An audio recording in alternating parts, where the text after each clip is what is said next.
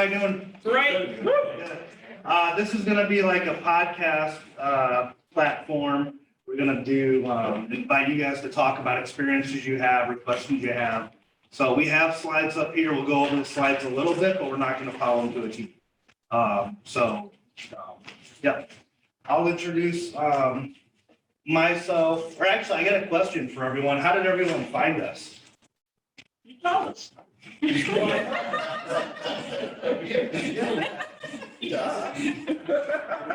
Where at though? From email or social media?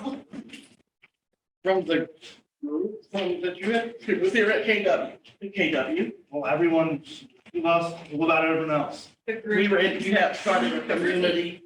Group me? What's that? Oh, Meetup. Well, what's that? We have a welcoming WhatsApp group too.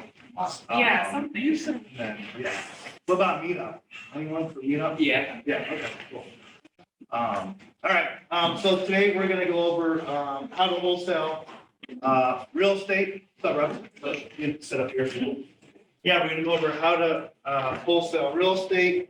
I'm Chris Berra with Grid. We have the creator of Grid with us today, Rob Chavez. He Can I came jump in a real very quick? long way, yes. I'll jump in real fast, kind of like help set Yeah. the stage, right? Thanks.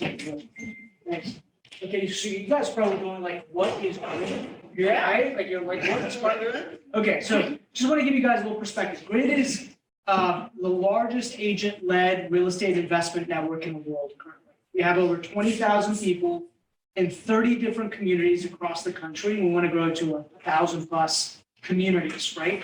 And really think of it as like your own private mastermind where you guys get to ask questions. Nobody's selling you anything in the back of the room. There's no books and tapes. There's no like late night infomercial stuff. This is like real level, ground level, how to do deals, right? Okay. And what we do is we go through the life cycle of what a real estate investor's life looks like.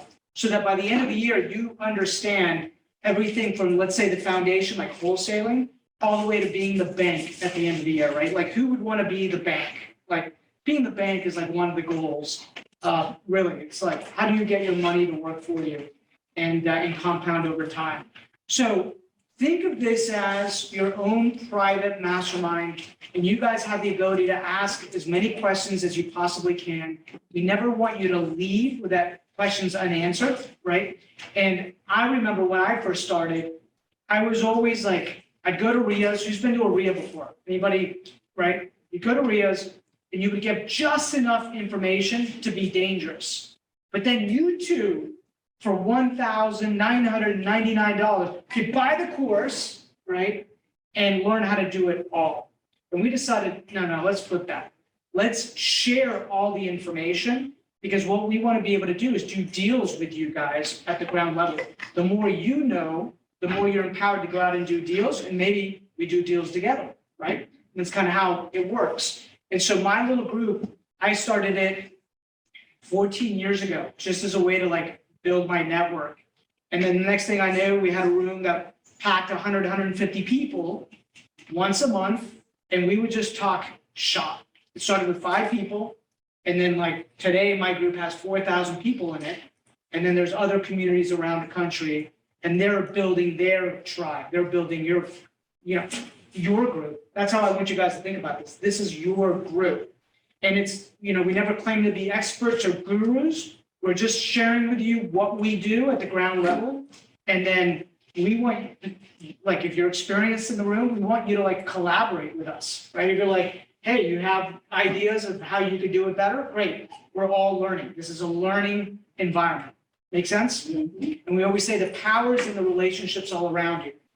Power's in the network. Everything you need to know about building wealth and real estate investing is literally a cup of coffee away. That's it, right? So the way we always start off back home is that we want you guys to get to know each other a little bit. That way, when we talk, we'll talk for about 45 minutes to an hour. You'll talk for about 45 minutes to an hour, right? We'll get to ask you questions. And then afterwards, you approach each other and exchange cards. If people still do that, you don't do that anymore. Like probably send each other like, hey, find me on Instagram or Facebook, right? But the idea is for you guys to build your network.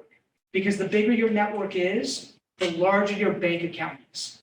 Okay, I'm sure you guys have heard that your net worth is in direct proportion to the size of your net worth. No, your net worth is in direct proportion to the size of your net worth, right? So I want you guys to make sure you get to know each other in the room. So I'm Rob Chavez. I'm from Reston, Virginia. I've been investing for 20 years, right? I run also a real estate team. Actually, I run 5 real estate teams, all in the Northern Virginia, DC metro market. We did about 180 million in volume this past year. We have a property management arm. We have a wholesaling arm. We have a funding business, and we want to expand our business throughout the U.S., right? Running really agent investor teams throughout the U.S. That's a little bit about me. Married, got a little girl that's 20. She's not so little anymore. And my wife is from St. Louis. And I just happen to be in St. Louis as you guys are Rob and watching. I met by accident. His brother-in-law is a good friend of mine. And we were talking about investing, and then he told me about the group that he had, and I'm like, we have to bring this to St. Louis. Yeah, gotta bring it to St. So Louis. we're already doing it. We're just not as, he's put everything together for us. Well, it's about doing it purposefully, Yeah. right? Yeah. And so really, when this is done right, this is your network. And you guys literally grow and learn with each other, right? That's how it works. So this is a new group. This is brand new. This is like, That's the you same. St. Louis, this is the Yeah. first one. Yeah. Yeah, monthly.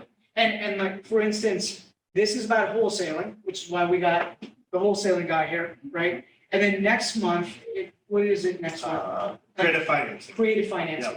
We switched it up, right? So next month's about creative. And why creative financing? Because right now in the We have market. Dave O in the back, will Right. be our guest speaker. All right, because right now, the market that we're entering into is a great sub-2 like market. Creative financing is gonna be a really important skill for you guys to learn, right? So every month it'll stack your knowledge, and then in the beginning, and then at the end of the year, we just have a big party. Like the party is normally like, who did deals that you're proud of, who did their biggest deal back in Virginia, we have like a big, like a monster deal award that we always like vote on who's gonna get the monster deal award of the year, right? So that's it. I'll leave it at that, right? I just Set wanted the to. bar high. I gotta get a trophy. Yeah, you're gonna have to get a trophy. It's Bring the awesome. Stanley Cup back to St. Louis. That's it. And so, by the way, my first meeting only had 5 people in it. So this is already a much larger group, right? Now there's 4,000 people in my group, right? But it's you telling a friend who's interested in real estate investing.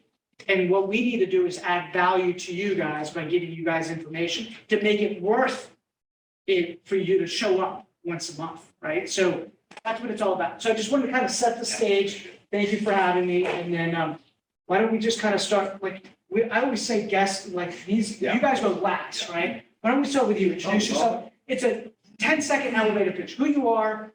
If you're new, say I'm new. If you're a wholesaler, say I'm a wholesaler. If you're a rehabber, say I'm a rehabber. If you're a lender, say I'm a lender, right? Okay. My name is Stephanie Atwater Kelly. I desire to wholesale and flip. I haven't come out the closet with it yet. But I started my business and I learned by doing. So right now I'm managing a flip for someone, and I think that's a really great way to do that. And I added that to my business to add services for people that Sweet. are out of town that, need people to do that. So it's been. Perfect. Okay. Let's go down the line. Yeah, my name is Scott Brayfield here at Zooms. Yeah, again, I'm new also in desiring to wholesale or to rehab, either hold and rent or flip. Hi, my name is Claudia, and I'm actually a new agent. I just have about a year or so. I wanted to start with wholesaling, but I actually just purchased on auction my first property that I want and rent. Good job. Hey guys, I'm Dear Freeman. I'm a real estate agent. So if you guys have deals for investors, if you guys need a real estate agent, I'm here, or wholesalers, if you guys can't sell, I'm here to list. I am a new wholesaler as well. Yunis has actually been helping me, so that's going pretty good. And then also working on my first flip, which has been a nightmare. So if you guys have any advice, let me know. That's how we learn, through those nightmare Oh my experiences. gosh, I know what not to do. Rob Dial, I'm a real estate agent. I run a small team, real estate team in Charles County. And, flip as well. So in wholesalers that deals. Rob, you still have the construction company as well? Yeah. Yeah. My name's Jason Moss. I think my wife, we actually have a marketing company that works with real estate investors here. We're looking just to get into this ourselves, to work those next few days. So we're looking to get a wholesale and looking. Bring it to. Like I said, I'm Danielle. We've been around real estate investors for a long time and we see what they do and we want to get involved too here in our local market. It's just the same. It's a property. We're gonna wholesale. My name is Mike Holton. I'm an agent with Keller Williams. I have been in the investment game for 5 or 6 years. I've done a couple wholesales. I've done a couple of flips. I have a couple rentals. I'm always looking for more connections. I've found most of the deals that I've done, like you said, having a cup of coffee or just having a drink, just something pops up, oh, so-and-so has something, you still have that. So these groups can definitely be very profitable for everybody. Hi, my name's Steve. I did some residential rehabbing in past years and currently looking to add to my rental portfolio. Mary James, realtor with KW, and also working for the and looking to eventually go into more rehabbing and long-term hold. I should say. My name is Jessica. I'm a realtor with KW on the express team. Do a little bit of everything, making from branches. We have like Yeti Express, BTO Express, RDO Express, and looking at properties. Looking to brand, add another branch, but we're always looking for deals, or if anyone's looking for deals. Pretty much everything. Where's Mike? Yeah, he wasn't able to be here tonight, so, Oh, Yeah. yeah. yeah. David O, I'm an agent, investor, and a coach. Got my start, I guess, 4 or 5 years ago, coming to groups like this. I'm so excited to be here and sharing at the next meeting, tips and tricks on how to build your business through this way. So excited to be here, guys. Okay. Hi, I'm Julie Bringer. I'm a realtor here at Keller Williams. I also invested do some wholesaling and really rent that this year. We did some construction projects for some out-of-state investors and we're just ready to really step into the investing side.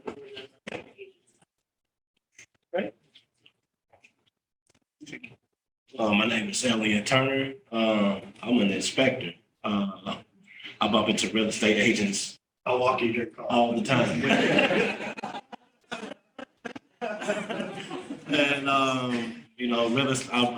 met Yunis inspecting one of his properties. And, real estate agents pick my brain. I pick real estate agents' brain. So it's been a working relationship. And I'm new. And Yunis struck my interest into getting into wholesale. My name is Nasir. I'm an investor. Me and Yunis is my brother, so we work together. So I'll have him explain more about what we do when he gets there. And this is, she works with us. Her name is Maka. I'm the cousin. It's a family business. My name is Austin Tucker. I'm an insurance and financial services broker. So work with real estate agents all the time.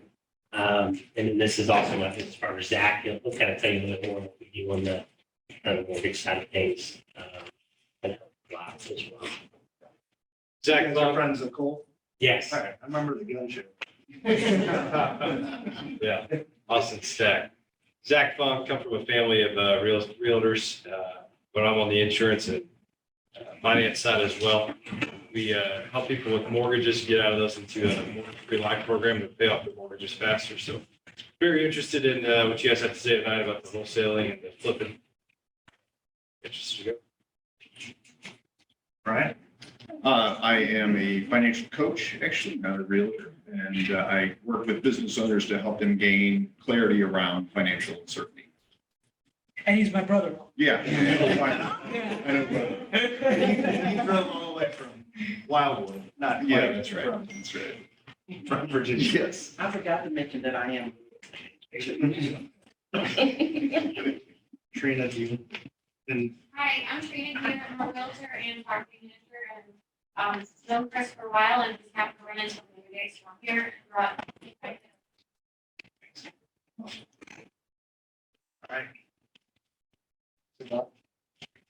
Hi, Shazad.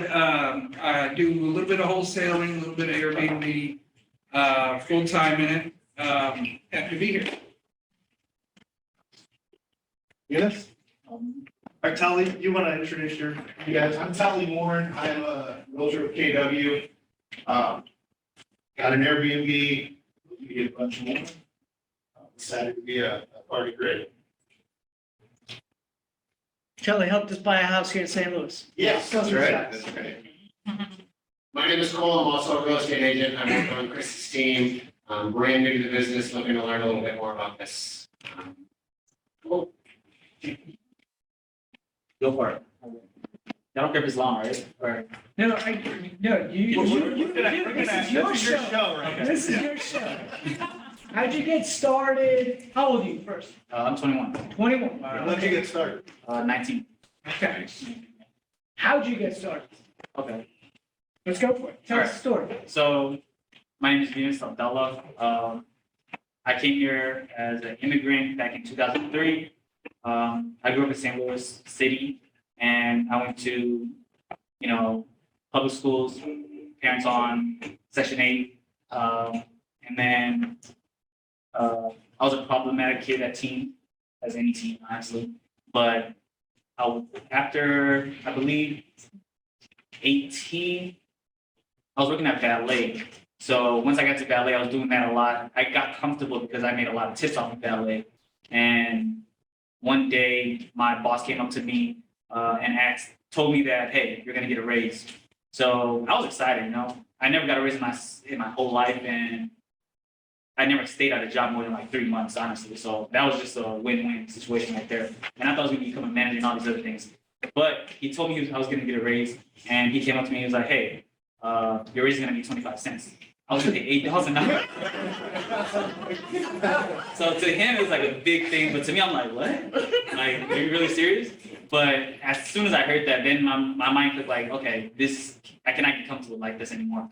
So one day, I guess TikTok was really famous around that time. Like, it just started coming out. So as I was swiping through TikTok, I saw this guy named Flipman. He's a very good wholesaler. He's been wholesaling for a long period of time.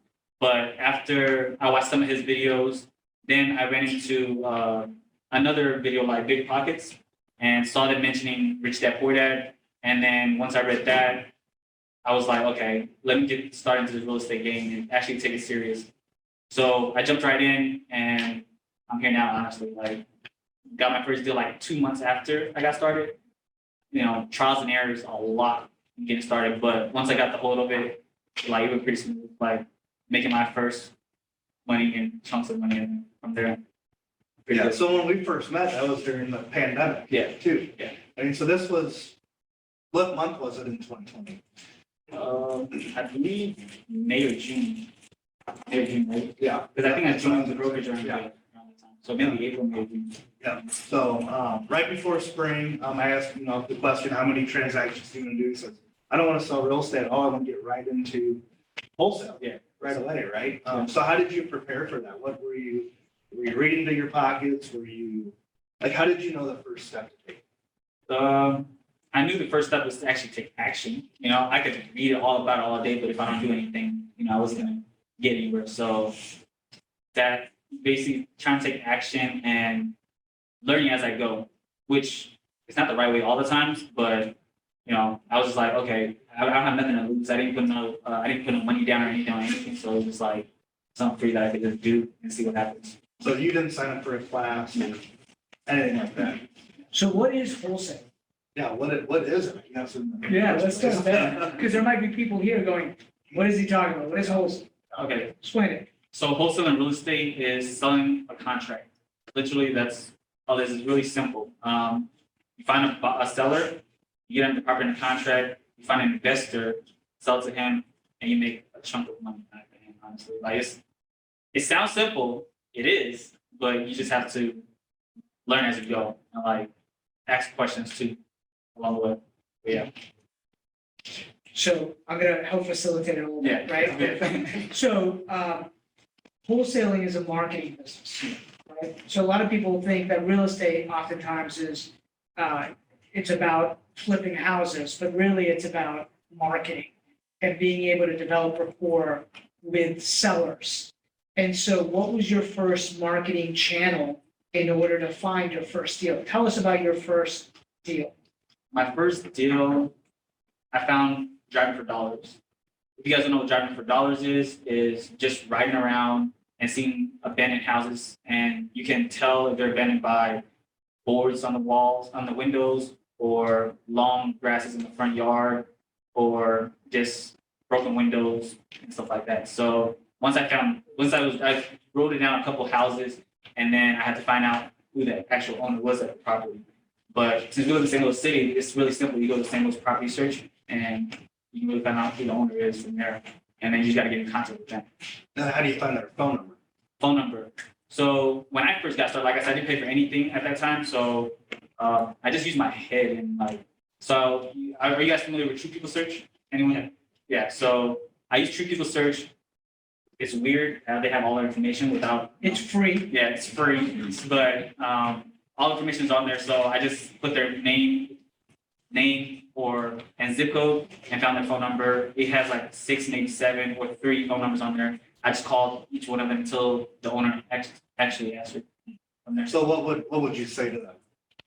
Hey, so there's different scripts. Your grass is really long? Yeah, the grass is very long. I drove by and property looked, like it was vacant. Are you interested in selling this property?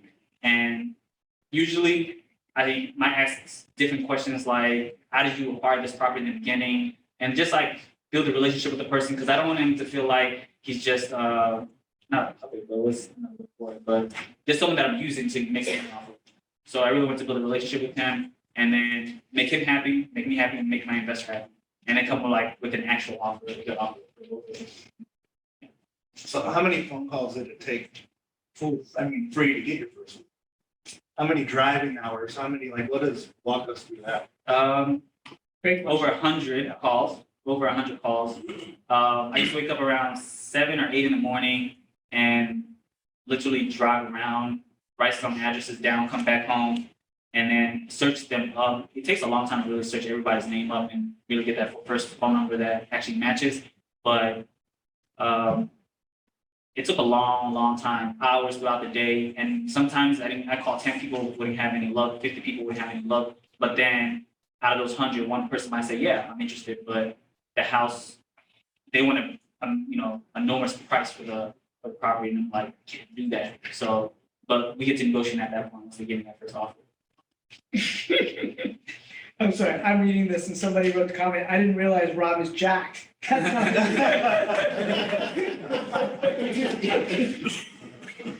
Tracy, that's my friend Chris. So, all right, so you're driving for, how many people have done a wholesale deal here before? How did you do your first one? I found it through, like I said, just a conversation. I didn't drive around. I had done that. That's not where I found it. It was just talking to people, and all of a sudden, it's like, we got 2 properties coming up in a neighborhood that I was liking. And so I called an investor friend of mine, and then he wrote on one and I wrote on one, and then we closed both of them. They both had renters attached to them. So the rent was being paid or the note was being paid. And then we basically wrote up a list of things we could either do to improve the property or move the renter to a different property and then try and flip it and sell it. So that's what I did. I moved the renter to a friend of mine that had a property available, put her in there, had the list turned into the bank, what we're gonna do. And then I just put for sale by owner sign at the yard. And I got 5 or 6 calls that first week, and somebody came and bought it as is. So it is a $20,000 flip just out of the side of the yard. So you had to close on that. I closed on that one. Are you closing on most of your properties or double? Yeah, for sure. Or double close? I can do double close, but I close on most of my properties only because I'm a wholesaler, so I know how to find good deals, honestly. And if I hadn't mentioned, I own like 15 rental properties. So some of my rental properties are from wholesale real estate, like finding deals myself and buying. So you're wholesaling. Yeah. Right, which is when you actually close on it, as opposed to wholesaling, which is where you're just selling the paper. Yeah. So you're selling the paper 50% of the time? Yeah. Okay, So explain what that looks like for maybe you to purchase a house from Mike and then I purchase that and you get an assignment fee, but there's no money coming out of your pocket. Yeah, so to explain it, let's say I talked to Mike and I asked him if he wanted to sell his property, and we talked. I built my report on the property and him, and I scheduled an appointment to go view the property and walk through, saw how many repairs it might need, and talked to him again to negotiate on the price for that property. If we agree on the same price, then I get that property in the contract with him, and then I try to put a wholesale fee on top of that, and then try to market it to investor that's looking in that area. So I already have a buyer's list already that I might use, and I'll just shoot it out to everybody and put it on Facebook groups, and I usually find a buyer from there. So once Chris comes along and says, hey, I'm interested in buying that property, or I'm interested in the property, I'll let him go view the property himself. And as soon as he goes views it and he likes sometimes the investors try to negotiate. So you might lose some money, but at the end of the day, if you're walking away with $3,500 to $10,000 and you didn't do anything, not much work. It's Well, okay. but the work is finding the deal. Yeah, work is finding the deal. So to get very clear, to go back to what Rob said, when it's about marketing, you're making your money from finding the deal. Which is why most of the time, you're not gonna find them on the MLS. Yeah. So, and you had a formula Well, I that you think- wanted to go over. and I think this is important. The person that's buying the property, when it comes to a wholesale, they're buying it cash, right? You can't get financing on that.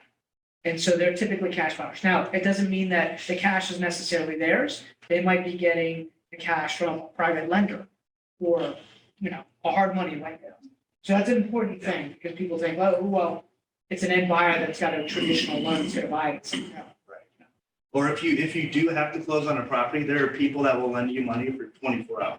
Day funding. They'll give you that money and then some banks make you, let's say you buy it for 100,000, you physically have to put the 100,000 in and then take your 110,000 back out. So, have you had any situations like that where when you're first getting started? When I first got started, I usually just use the assignment fee, so I never really have to- like, when I never have to really bring any capital to the table. And, but, yeah, so. Have you had anybody back out on, Oh, yeah. explain.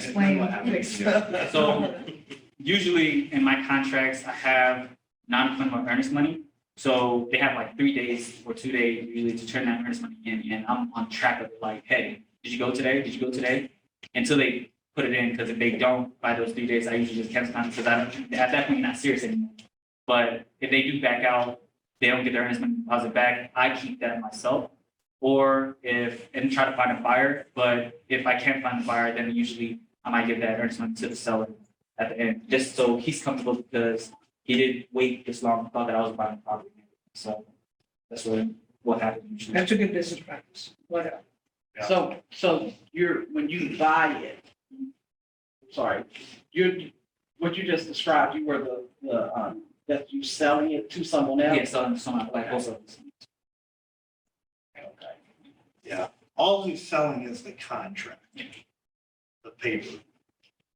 And the contract, I don't know about here in St. Louis, but, in Northern Virginia, the realtor contracts are not assignable unless you expressly say, hey, I'm going to assign the contract. So most of the contracts that he might have might be only 1 or 2 page contracts, very simple, that allows him to assign it. versus the realtor contract, which is like 40 pages long or however long it is here, right? So it's about making it simple for the seller to say, yeah, I'll sign it. Right? And so it's two contracts. It's a purchase contract between him and the seller, and then it's an assignment contract between him and his end buyer. Now, are you pulling title? Yes, title company is. Yeah. So you're pulling title, make sure that there aren't any kind of weird IRS liens or anything, right? Because sometimes sellers that are motivated in distress don't know of all the different liens that are against their asset, right? So you think you got a deal, and the next thing you know, there's a $200,000 IRS lien. You're like, wow, I just wasted everybody's time. I had that situation happen once on a wholesale deal that was closing. The seller owed some money to the IRS, I think around $3,000 or $2,000, and he didn't want to pay it. And they were closing at that moment, and I had to lose some of my money to make sure the deal closed. And so I went home with less money at the end, but it was fine. I made like $7,000 at the end, so I was perfectly fine. So Yeah. 2,000 wasn't nothing at that point. But yeah. Is there a, like, website that you can check the liens before you get it under contract? Title. That's the only way. Yes. Okay. And they charge you to do that. Yeah, but it's worth it. Yeah. $100. I mean, it doesn't take them long to do. Oh, couple days. Is it a letter report or a full title search? Full title search is normally. Yeah, as soon as you get the house under contract, you send it right to the title Yeah. company, even before you find a buyer. Right. So. Get your butt question. I did, I saw Hey, it Kelly. on buying, huh? Hey, Kelly. I'm Kelly. Okay, I thought so, yeah. Sorry. Yeah, I was like, I thought. So I've been on the buying end, and my curiosity or my question on the wholesaling side, are what are your contingencies in your contract? Like, you gotta have outs, right? Yeah. Like, So usually I try to have my contracts maybe 30 to 45 days with the seller and try to find a buyer in those 2 weeks so I can close sooner than later. And if I can't, it gives me the right to like give him notice like, hey, I won't be able to purchase the property and I won't have to lose any cash or anything out at the end. So that's how I get out of it. Your due diligence time? Yeah. How many days will you do due diligence? Sometimes 14 just gives me that 2 weeks to really find a buyer. Usually doesn't take that long. Honestly, you got a good deal, it'll go like that. So 14 days, well, 21, we take that like 21 days. That's not usually my. Or it's not Your uncommon to have contingency period? it's not uncommon to have your due diligence period up until closing. Oh, really? Yeah, gosh. yeah, I was gonna say, so like on that one, you said where they backed out, but you have to keep the earnest deposit. So I guess your original contract, you were okay to get out of contract. Yeah. So that's my fear is like, you can just tie up on one, Right. caught, and then you got a lawsuit. So I've wholesaled over 100 properties. I personally will not put a house under contract that I will not buy. Yeah, I love that. I feel the same So way. I would say, that's why I asked, like, you want that out, yet if it's a good enough deal, you have to think that we are playing with people's homes here as well, if they're living. If it's another investor, I don't care as much. But I personally would have to close on it. But if you're in the beginning process Right. of it and you're just starting and you're not in a position to buy them. Well, then you take the earnest money and you could say the $5,000 non-refundable earnest money, you say, I'll give you $1,000 to extend my contract, or you help that seller out to extend it. Let's say that again. Right, so you can use that non-refundable earnest money, it's negotiating with the seller. So Jesse has a good question on here. He says, how do you decide between wholesaling the deal and picking up the deal for your own portfolio? Well, I usually have a buying area for myself. So, and there's some places where other investors are buying. So if I'm wholesaling and my buyers list are buying this area, then I'm looking for deals in that area for them. But if I find a deal in the area that I want, then usually that's where I buy because I just know that area very well. Yeah. So that's how I'm buying my deals. So what he's talking about is you should have a buy box. That's what they call it, buy box, for what you want your buying holes to be. And by the way, I'm so glad you're buying holes because I mean, so many wholesalers that spend all this time finding great deals only to sell them to other investors who then buy them and hold them long-term. And guess who do you think got wealthy? The person that held the asset, right? And so there's this, you got to generate income in the beginning, which is what I call the active income phase of your career. You need to eat, you need to make money, but then you have to quickly start converting that to long-term buy and hold assets to build long-term wealth. Same thing with being a realtor, by the way. Like, problem is, you're only as good as your last deal, right? And so you have to take that money that you make in commissions, got to make more than you spend, and you got to start investing. The thing that normally holds most realtors back is that they think that they need money to make money. They think that they need money before they can start investing. And let's just kill that tonight. You do not need that. What you need is specialized knowledge. You need knowledge about how the game is played. And when you have knowledge about how the game is played, you can find the money. You can partner with people. There's so many different ways to do it, right? By the way, we're going into an economic cycle right now, which is probably going to be one of the best buying phases of your career if you understand how to play this game, right, at a high level. This is such the best time for you guys to be doing this. In 2008, when the sky was falling in our area, I don't know, like when it fell here, but in 2008, when every sign was a foreclosure and short sale, I just started buying. Because I remember Warren Buffett coming on CNBC, and he said, when people are greedy, be fearful, and when people are fearful, be greedy. And I was like, okay, Warren says to do it, right? And I was scared, but it was the best thing I could have done. And that portfolio today is completely paid for. And it was like the smartest thing I ever did. And you're entering into a time right now where we have the ability to do that again. And so it's such a good thing that you guys are here tonight, like learning this. Yeah, can you walk us through, so I've had this up here, how do you purchase a property? How do you know what to pick? So this is basically the math I do. It usually takes you a day or two. Yes, a day or two to really get through it all. But no, it's a pretty standard formula. Yeah.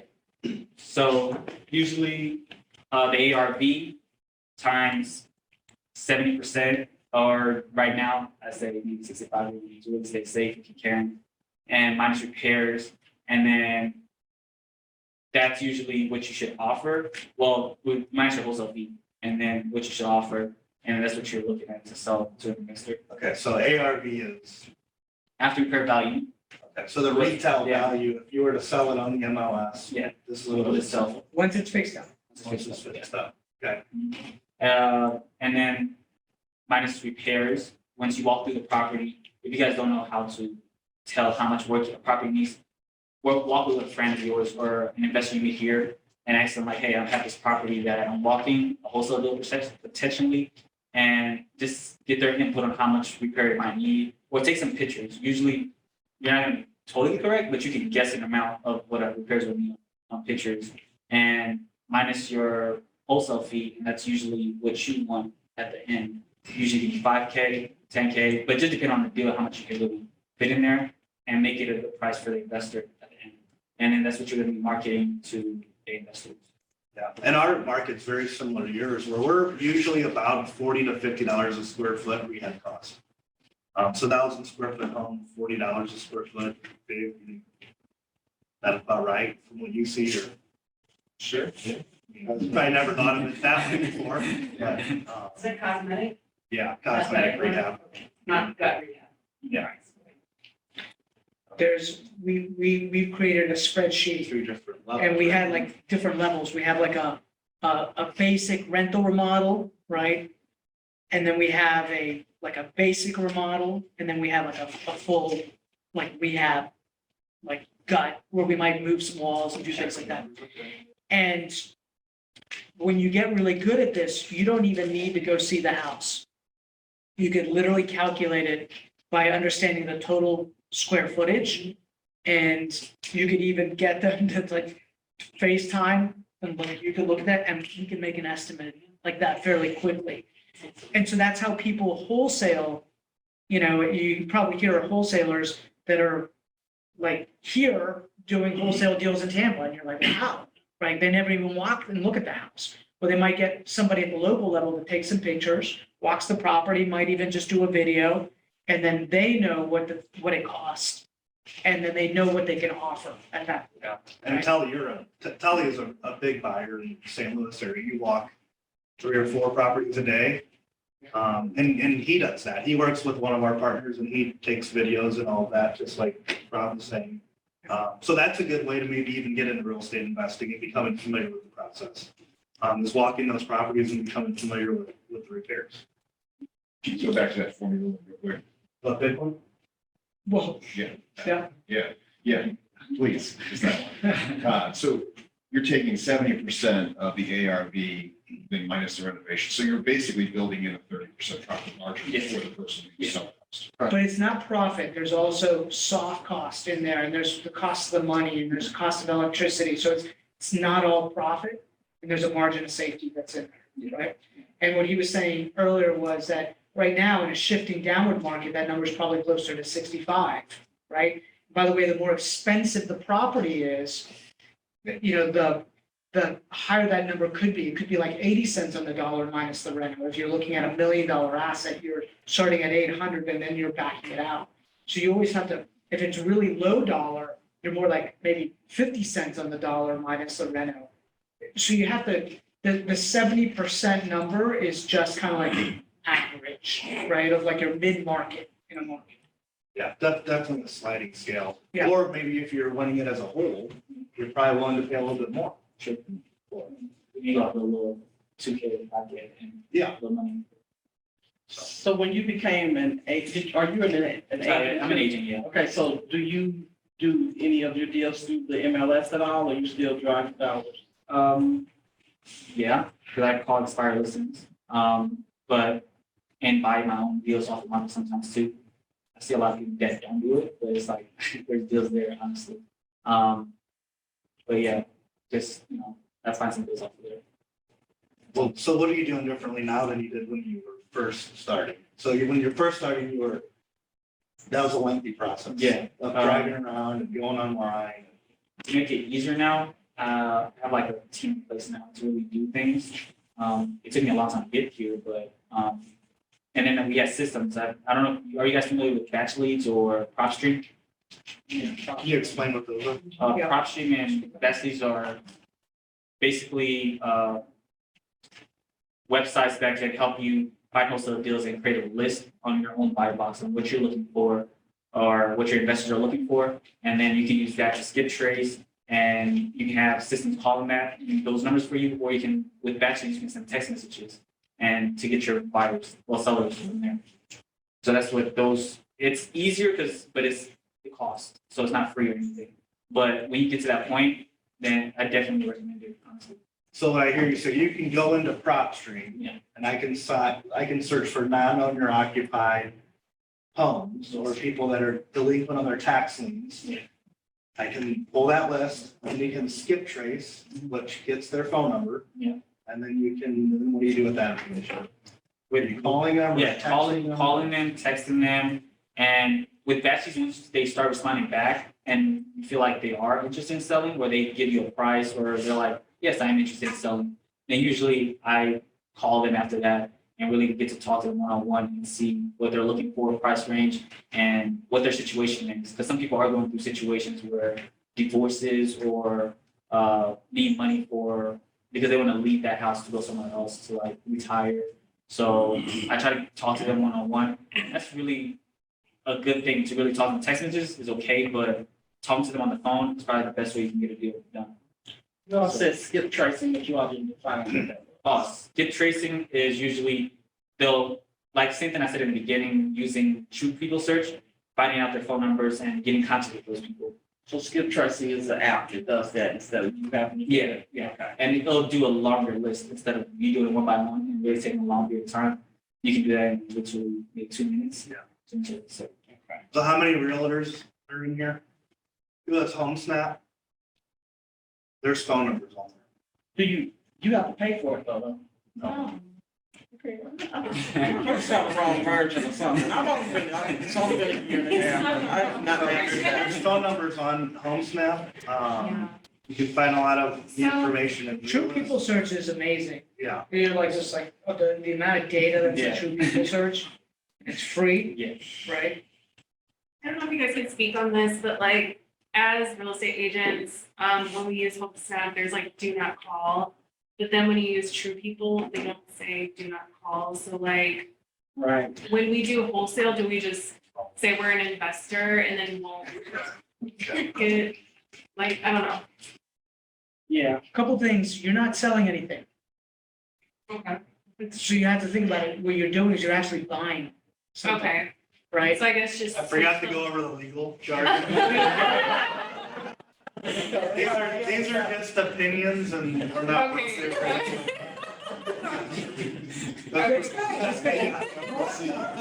Jess would be so happy. Yeah. Yeah. Yeah. So, you're making an offer.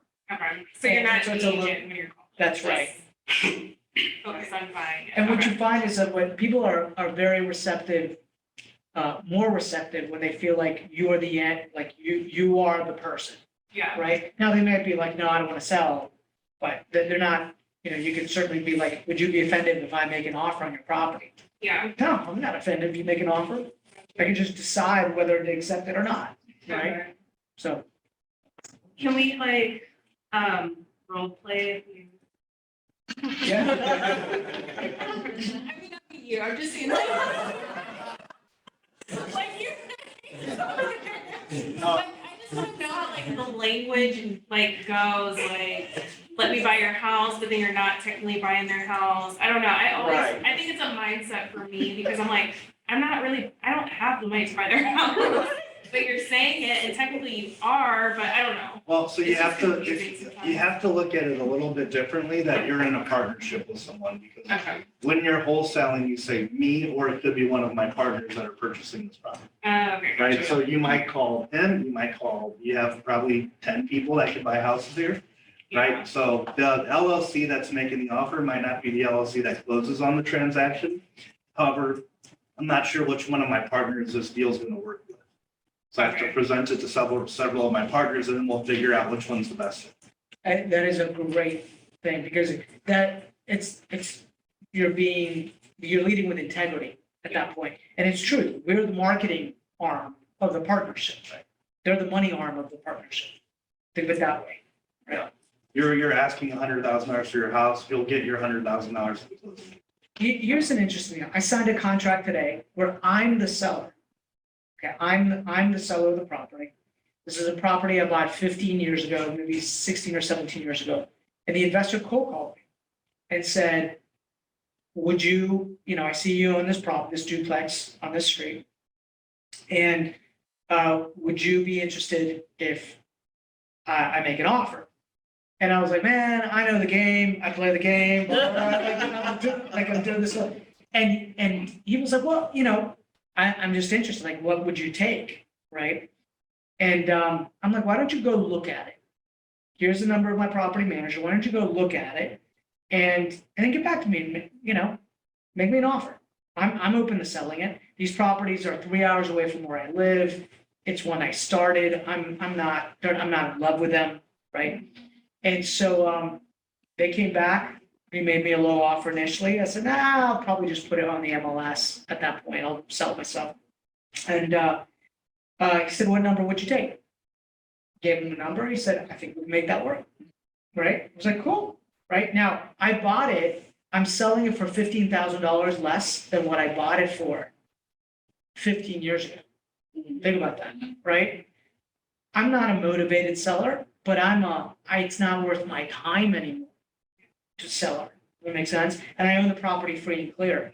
And I was like, oh, I'll put some cash in my pocket. It's easy. Now, I know he might try to go sell that contract to somebody else, but I know the value. You got your value. You got what you want. I got what I wanted. It doesn't matter. I don't care, right? So, and the script was, by the way he wanted though was with the follow-up.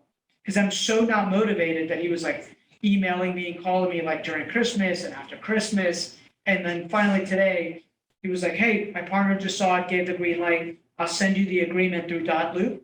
It was literally a page long. I looked at it. I'm like, oh yeah, they're definitely gonna try to hold it. Yeah. And I just signed it. I was like, what do I have to lose? Like, I have nothing to lose at this point. If they do fulfill on it, great. It was a $50 EMD. Right? I don't care. It's like $50 EMD. And so we get stuck sometimes as realtors, like overanalyzing Yeah. what we think the normal market would do, Yeah. right? Why would somebody sell it 70 cents on the dollar minus renovation? Why would somebody accept the $50 EMD, right? It's like life, right? I can't be bothered with it. His sister's like, just sell that thing, right? And so I'm like, okay, I'm gonna sell it, make some money. Does anyone else? Yeah. Question. What's the downside of disclosing that you're gonna market the property if you're a wholesaler? Because a lot of times I feel like that's like the hidden information from the seller. So what's the downside of saying, okay, I have partners, but y'all know that we're gonna market it to a broader network? What's wrong with saying that? Is there anything wrong with telling the seller that? I never really had an issue with that per se. Usually the sellers are never on Facebook Market or Facebook groups. So even if I market on there, usually I never had an issue with that. Yeah, but I'm just from the perspective of not being honest, especially as agents. Transparent. Yeah, it's the transparency, so. On the contract, it'll have like, it could be marketed. So Okay. to help me, so even if he does find out, like, where the contract it just Yeah. says that I can market. Well, it. and you're owner by contract. Right. So what you can say, if you want to be completely transparent, right, which is what I always believed in being transparent, was his script. I have a network that I belong to, right? And one of the people in my network more than likely will be the end buyer on this, and I help bring deals to my network, right? But either way, you're getting this thing sold. Right. And they're like, and they don't care at this point. They're like, I just want the problem to go away. And if you guys can agree on a price, right? Yeah. And here's what's crazy. You know, a couple years ago in my room, like in this room, like back in Virginia, I paid one of the members $100,000 wholesale fee. $100,000 wholesale fee. Now, we made $100,000 on the rehab, but he made $100,000 selling the paper, right? And so, you know. How'd that happen? It's important to know that whether that happens a lot, and it's important to know that if you're the end buyer and you're still making your money, you can't get hung up on what somebody else made before they brought you that deal. Yeah. Because if you do, then you start going down this tunnel and all of a sudden you're not focusing on you making your profits. You're trying to squeeze whoever is coming to you with the profit. Yeah, I don't care how much the wholesaler makes. That's right.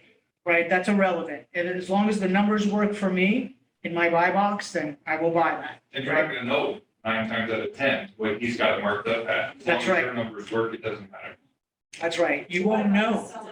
I mean, sometimes we're dealing with investors, and sometimes we're dealing with people's loans.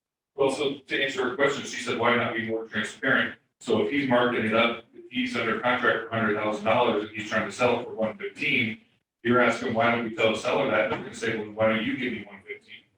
Yeah. Right? That's what they're saying. So they're gonna say, if you're cut out your middleman, then you should just give me that extra money, which defeats the purpose of him being there in the first place. Yeah, so the way I would answer that question is, on the HUD, it will have the $15,000, right? But I'm like, that is my portion of my partnership, Sure. right? And I just say, and I just explain that and they go, oh, okay. And they sign, right? And it becomes a non-issue. And to go back to what you were saying is, you're the owner at that point. Once I own this contract, I can do whatever I want with this contract. Sell it for $1, sell it for $100, right? Like I can do whatever I want with the contract. I have ownership rights with the contract, right? Now, I play the investment game a little bit differently because we have a large agent team. And so we give people options. So this is different. Like after 3 or 4 years when I was wholesaling, I realized, if I'd been a little bit more transparent and gave them a few more options, they might have put more money in their pocket, which made me feel better, right? So when I enter into one of those appointments today, I say, here are your options, right? There's three ways. Here's the wholesale, get it done, close in 15 days, price. You pay for speed and convenience, right? The second one is a kind of polish the penny. It's going to take a little bit of money to get this thing fixed up, put it on the open market. That's going to take maybe 30 days, 35, 40 days to get a contract, right? And then another 30 days to settle. And then there's a more extended renovation, which I typically discourage people from. And by the way, if you don't have the money to polish the penny, we'll lend it to you. I'll supply the money, but I'll charge you an extra point for project managing the whole thing. Like, which out of these three options works best for you, right? And you'll more than likely make the most money polishing the penny, but it's going to take you another 45 to 50 days. And then people are like, 8 out of 10 times, they'll want to polish the penny. But 2 of the times, they're just going to want you to solve the problem. And then I can feel like I gave them, choices, full transparency. That's a different game that he's playing right now, right? That's hardcore wholesaling, right? I did that for a while and I felt like I could probably do it better this way. Sure. And there's deals that he can't monetize. Well, actually, let's talk about this. What do you do with the deals that they want more retail? What do you do with those deals? So They want more recently, what? what I've just learned, They want something more retail. So the wholesale option doesn't work with him. Because right now, he's just going in and saying, I'll buy it 70 cents on the dollar. Retail real estate is putting it on the MLS. Yeah. Retail. Well, it's not necessarily putting it on the MLS. They just want more Market money. And it just doesn't make sense for you as the investor. So what are you doing to monetize that? so there's a couple ways. One is, okay, if you want that market dollar, then would we just list the property and get that market dollar for you? But for me, I wouldn't be able to buy that. But now, I started going to creative financing, doing sub twos and lease options, stuff like that, something that will make them happy and make me happy. So that's what I've transitioned to now. So I'll give you guys, this is your show, but I'll give you just a couple ideas, right? So idea number one is whenever we tried to do let me just list it for you, it didn't work, right? Because they see you as either an investor or they see you as an agent. So what happens is you should refer that to your sister company, meaning like, oh, well, I'm the home buying option, but Chris runs our retail division. Let me have Chris call you because it sounds like you're looking for something that's more retail. Quite honestly, you'll make more money than the investor rep, right? And then you get a referral fee from that. So that would be one way to do it. Or you own the company, which is what I have, right? I own the company on the other side. I just have the agent side of the business run that playbook. And then sub twos. Can I say Awesome. one thing on that too? Yeah. A lot of times as realtor investors, let's say it's $100,000 property and you offer 70,000 and they say no, immediately you say, well, I'll just list it. Immediately, you jump into that, I'll just list it. So you have to be careful with that as well. But if you have a separate division doing that, right? I'm sure that happens. Yeah, when you say I just listed, you I'll just just lost all credibility. That's like, well, why are we giving him 70? That's right. Right? That's right. And so the transparent conversation that I gave, it negates that, right? And that's why we started doing it. Be like, hey, here are the three options. Instant offer, right? Polish the penny or full renter to get full max value. Which one do you want? And then you can live in a place where you feel like you're being completely transparent, right? But sub twos, you got to come back for next month to talk about sub twos, because I think that we're going to talk about creative financing. It is the market of the moment that we're entering into, right? So who else has questions around wholesaling or comments on like what they've done to scale a wholesale business? On that polish the penny thing, analogy you gave, it's, so you're doing that all as the investor, not No. the, I do that as the agent. Okay. I have two separate companies. I have an agent that markets like, that we market and we go after kind of the same thing, like expireds, 30, 60, 90-day late list, all that. And then we have a hardcore investment company that just has a we buy houses message. The agent one leads with the options. The home buying one just leads with the home buying. And the reason being is I'm buying for my own personal portfolio. So when I give people options here, it negates the ability for me to be able to buy for my own portfolio long-term. That makes sense. And I want to buy for my own portfolio long-term. And the first question you ask yourself as a realtor should I buy this? Yeah. And then you ask, should I list it? And it should be, should I buy this? And we should be buying wholesale. Or buying homes. Yeah. Questions for Yunis? Question, like about the last year and a half, like the seller's market has been like the targeted boom of the economy. Like, how does that work with, because I've seen some sellers get like 20 to 30% above asking price. And I've always pondered how has that been happening? People just walking away, just don't want to do. They just don't want anything to do with the property anymore, and the investor or the wholesaler comes in and hikes it up, or is it the seller? I'll let you answer it and then I can give you my 2 cents. Or, you go first. Okay.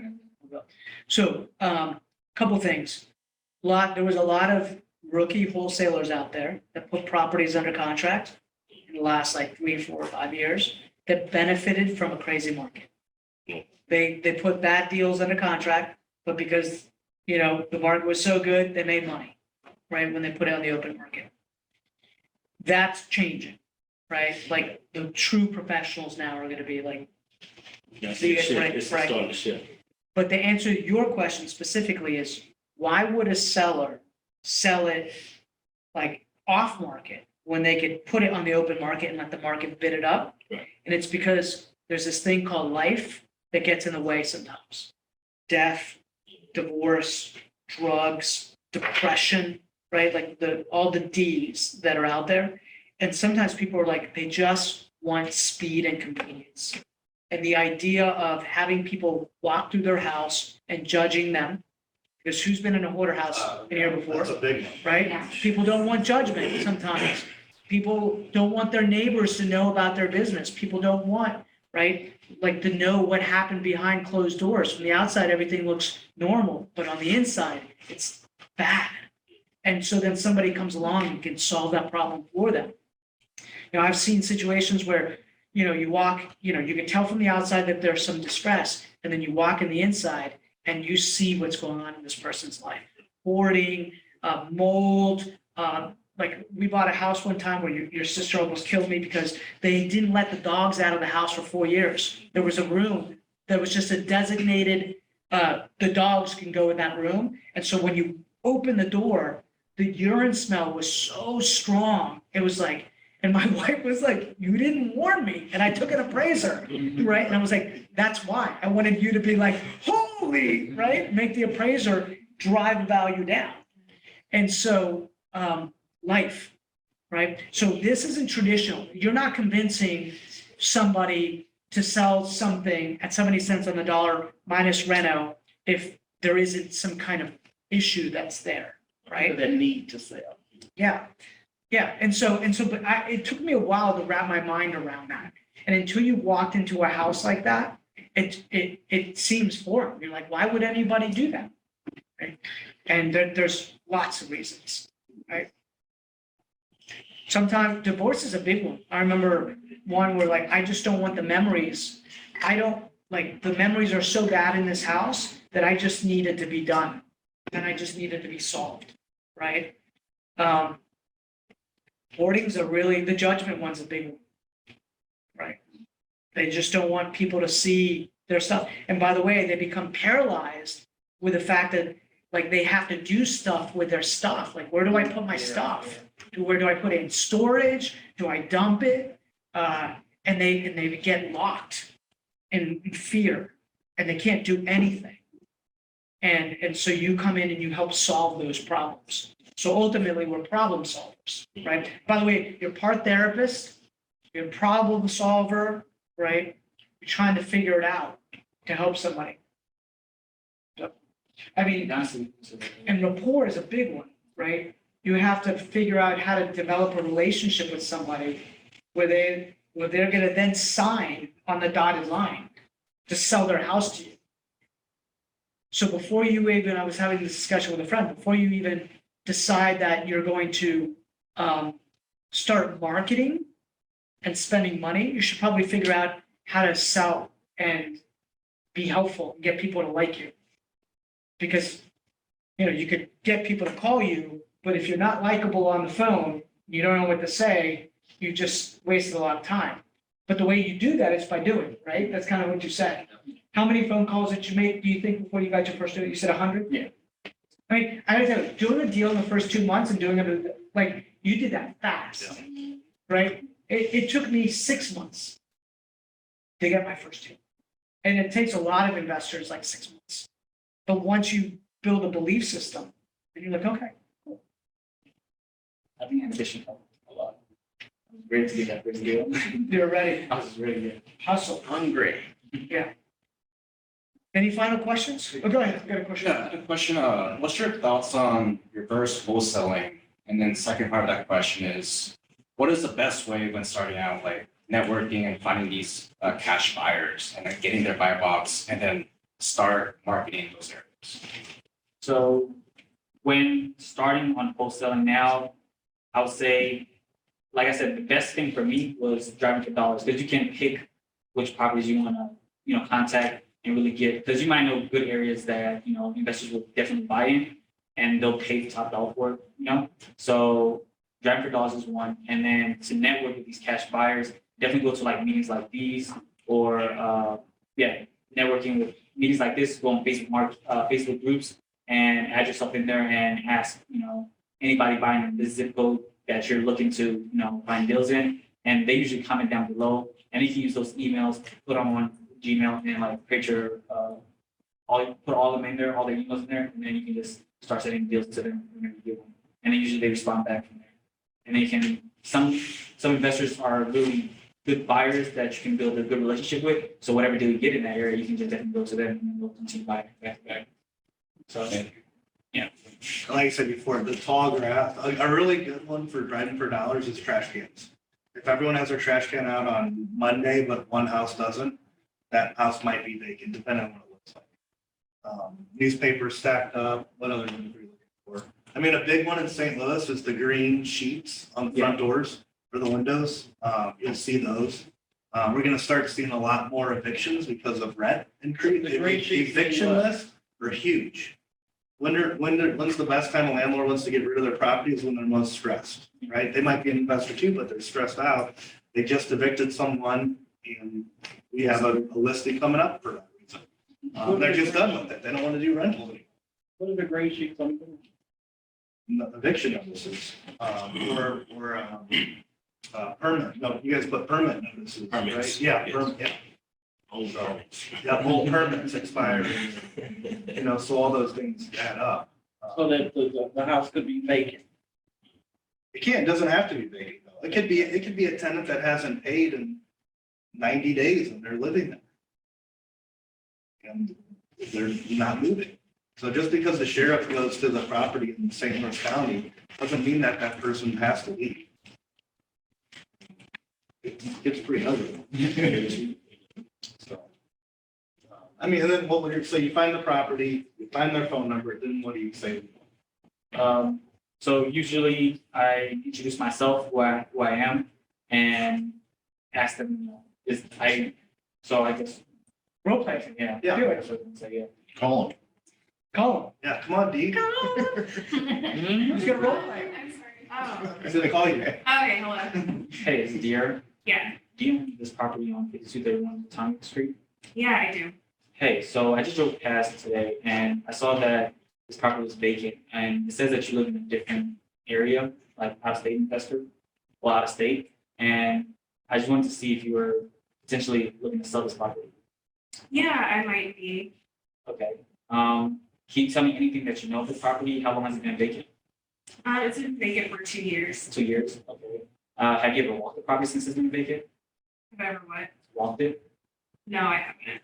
Okay. Is there any lockbox or anything or a key that you can enter the property? Yeah, there's a lockbox. Okay. Is there any way I can schedule a day that I can go out there or someone can meet me there to look at the property? Yeah, you can go check it out. Okay. And is there any potential, price that you were looking for this deal? Yeah, I'm thinking I want maybe around 60. Honestly, I don't know why I was doing this the whole time.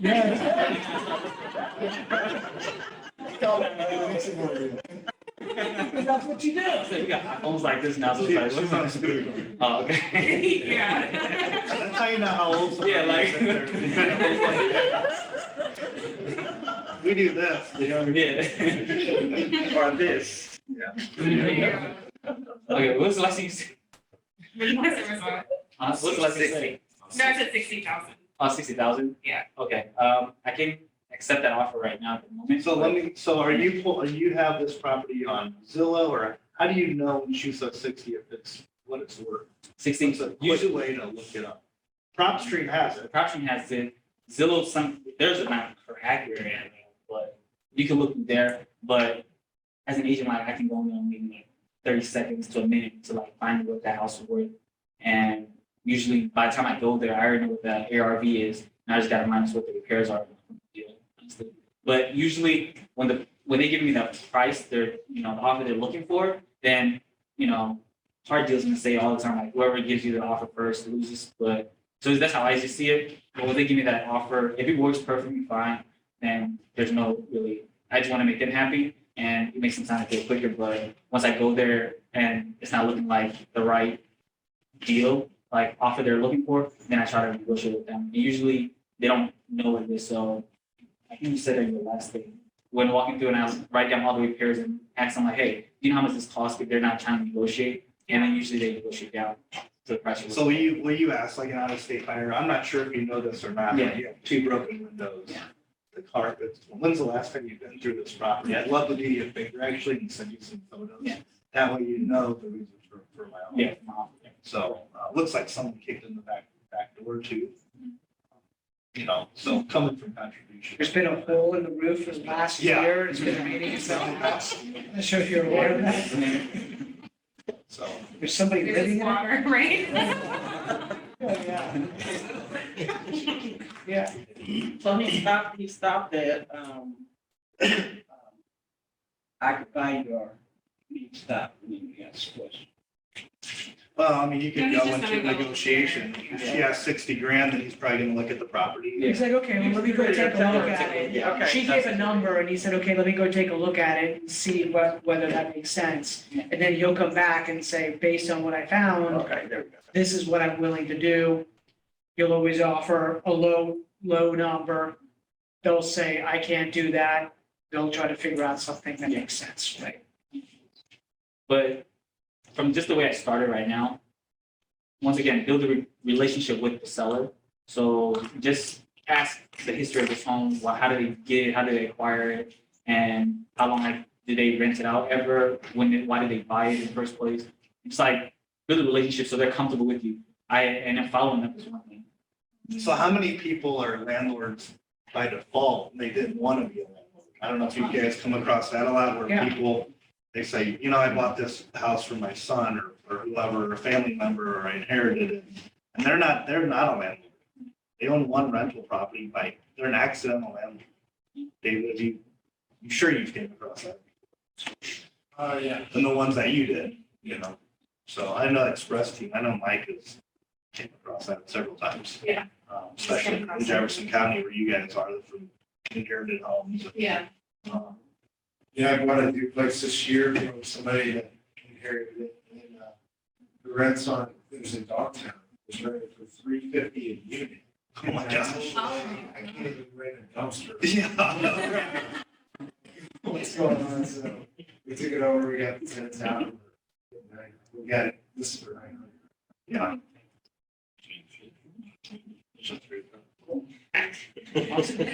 I think now is the time where you guys just kind of network with each other and let's give this guy a round of applause, man. Yeah, thank you. How does does somebody follow, like, or do you have your own TikTok or something? yeah. Okay, how does somebody follow? Our TikTok name is Yunis the Realtor. Instagram name is Yunis the Realtor also. I am a realtor, but I don't do it at all. YUNIS. Yeah. Yeah, YUNIS. Awesome. Thank you so much. That's Yeah. awesome. Yeah. And then, David O will be our speaker in February. So back there in the morning. So excited about that. So, thanks everyone.